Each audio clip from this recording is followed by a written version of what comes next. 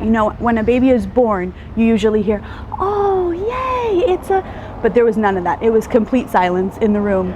And that was what tipped me that something was really wrong.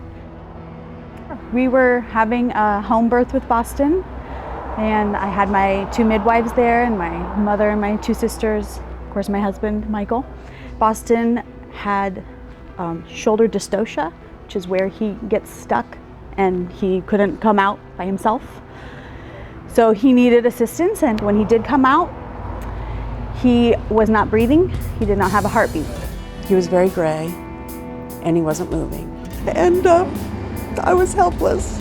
There was nothing I could do. My midwife looks up and she says, "Call 911. The midwife is doing chest compressions and CPR on Boston. And 3 minutes later, the trucks came and the men walked in the room.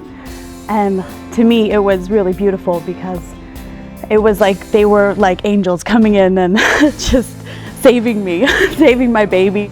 Usually, you know, if they have to do CPR on an infant right away, compressions and ventilations will start the heart.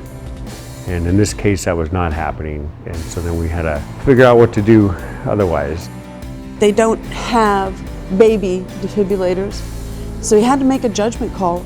No time for thinking about it or calling for some advice. He had to use the adult one. And I was afraid. I thought, this is going to be too much. But it was that or leave him gone. I just remember, you know, we shocked, and, you know, everybody, all the medics were watching the monitor to see what was going to happen. And I just remember that very joyous feeling when, you know, we see that rhythm go back to what it's supposed to be. They said, "Okay, we have a heartbeat."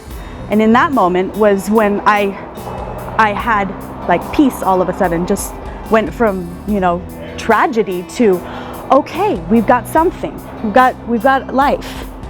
And then they whisked him away and carried him out to the truck, and my husband went with. And I didn't see him until probably 20 or 30 minutes after, and he was wiggling and moving and colorful and screaming. It was perfect.